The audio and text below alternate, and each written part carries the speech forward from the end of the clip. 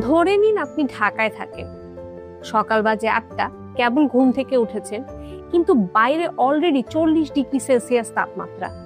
Fan থেকে গরম বাতাস বের হচ্ছে, অনেক স্কুল কলেজ বন্ধ, কারেন্ট চলে গিয়েছে কারণ প্রচুর মানুষজন এসি ব্যবহার করছে নিজেদের ঘর ঠান্ডা রাখার জন্য। প্রচন্ড গরমে রান্নাঘরেও কাজ করা সম্ভব হচ্ছে না, কারণ চুলার পাশে দাঁড়ালে মনে হচ্ছে আগুনে গায়ের চামড়া পুড়ে যাচ্ছে। অনেক অফিস আর কারখানাও বন্ধ কারণ পর্যাপ্ত ইলেকট্রিসিটি নেই। ঢাকার গরমে পিচ ঢালা রাস্তায় ট্রাফিকের মধ্যে অনেক মানুষজন অজ্ঞান হয়ে পড়ে গিয়েছে। এটা কোনো ভবিষ্যৎ না, এটা বর্তমানের কথা বলছি। আর মাত্র 2 ডিগ্রি সেলসিয়াস তাপমাত্রা যদি বেড়ে যায় তাহলে বাংলাদেশের অবস্থা এর থেকেও খারাপ হবে। বুঝিয়ে বলছি, let's refocus on 2 degree hotter Bangladesh.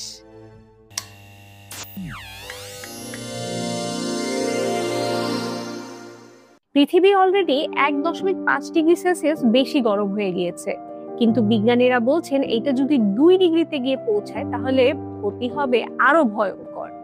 2022 সালের আইপিসিসি রিপোর্ট অনুযায়ী জলবায়ু পরিবর্তনে অর্থাৎ ক্লাইমেট চেঞ্জের সবচেয়ে ঝুঁকিপূর্ণ দেশের তালিকায় বাংলাদেশ উপরের দিকেই আছে। তাহলে 2 ডিগ্রি আরো বেশি গরম হয়ে গেলে কি ক্ষতি হতে পারে, চলুন দেখা যাক। ধারণা করা হচ্ছে 2050 সালের মধ্যে তাপমাত্রা বৃদ্ধির কারণে সমুদ্র পৃষ্ঠের পানি আরো 1 মিটার পর্যন্ত বেশি বেড়ে যেতে পারে। এতে বাংলাদেশের 17% এলাকা পানির নিচে চলে যাবে আর 3 কোটি মানুষ হবে জলবায়ু শরণার্থী অর্থাৎ ক্লাইমেট রেফিউজি। 2024 সালে বাংলাদেশ সর্বোচ্চ রেকর্ড তাপমাত্রা দেখে, যা ছিল 43.8 ডিগ্রি সেলসিয়াস। আর 2 ডিগ্রি তাপমাত্রা বাড়লে এই রেকর্ড গরম তখন নিয়মিত ব্যাপার হয়ে যাবে। শিশু আর বয়স্কদের জন্য এই গরমে সার্ভাইভ করা সব থেকে কঠিন হয়ে পড়বে। 2 ডিগ্রি তাপমাত্রা বৃদ্ধিতে ধান উৎপাদন কমে যেতে পারে প্রায় 15% পর্যন্ত। প্রচন্ড গরমে পানির মাছও মারা যাবে, যার ফলে মাছ চাষ ব্যাহত হবে। খরা বেড়ে যাবে, ডেঙ্গু, চিকুনগুনিয়ার মতো মশাবাহিত রোগ সারা বছর তখন থাকবে।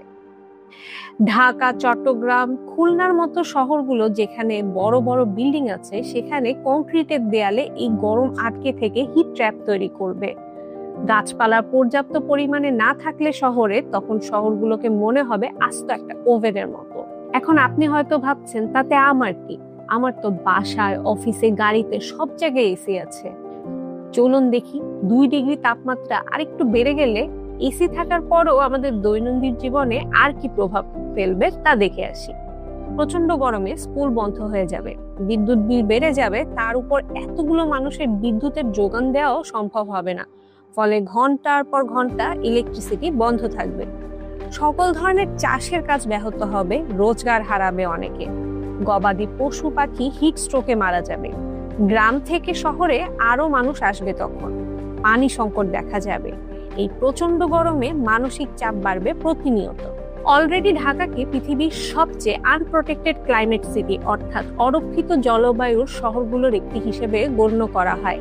আর 2 ডিগ্রি তাপমাত্রা বাড়লে বাংলাদেশের অবস্থা আরো খারাপ হয়ে যাবে। এখন প্রশ্ন হচ্ছে, আমরা কি করতে পারি? অবশ্যই এখনো সময় আছে এই ভয়ঙ্কর পরিণতি থেকে নিজেদেরকে বাঁচাবার। আর তার জন্য যা যা করতে হবে, নবায়নযোগ্য জ্বালানি অর্থাৎ রিনিউয়েবল এনার্জি জাতীয় টেকনোলজিগুলো বেশি বেশি ব্যবহার করতে হবে, যেমন সোলার, উইন্ডমিল, বায়োগ্যাস। বেশি বেশি ছায়া প্রদানকারী গাছ লাগাতে হবে, কারণ একটি গাছ 2 থেকে 8 ডিগ্রি পর্যন্ত ঠান্ডা করতে পারে তার আশেপাশের এলাকা। হাসপাতাল, শহর, বাসস্থান, শিক্ষা প্রতিষ্ঠান প্ল্যান করতে হবে নতুন ভাবে, যাতে শহরের মানুষ এবং ট্রাফিকের চাপ কমে। বিদ্যুৎ সাশ্রয় করতে হবে, অপ্রয়োজনে সারাক্ষণ এসি, লাইট, ফ্যান চালিয়ে রাখার অভ্যাসগত পরিবর্তন আস্তে আস্তে আনতে হবে। সচেতনতা তৈরি করা, স্কুল, পরিবার ও বন্ধু মহলে জলবায়ু পরিবর্তন অর্থাৎ ক্লাইমেট চেঞ্জ নিয়ে কথা বলতে হবে, জানতে হবে, জানাতে হবে। 1.5 ডিগ্রি আর 2 ডিগ্রির মাঝে পার্থক্যটা ছোট মনে হতে পারে, কিন্তু বাংলাদেশের জন্য এই অর্ধ ডিগ্রি তৈরি করতে পারে বেঁচে থাকার প্রশ্ন। মনে রাখবেন, আপনার আমার প্রত্যেকটা কাজ অথবা লাগানো একটা গাছ আমাদের সম্মিলিত ভবিষ্যৎ বদলে দিতে পারে। Let's refocus and share stories that matter. Take action now so we can build a safer, better future for every living being.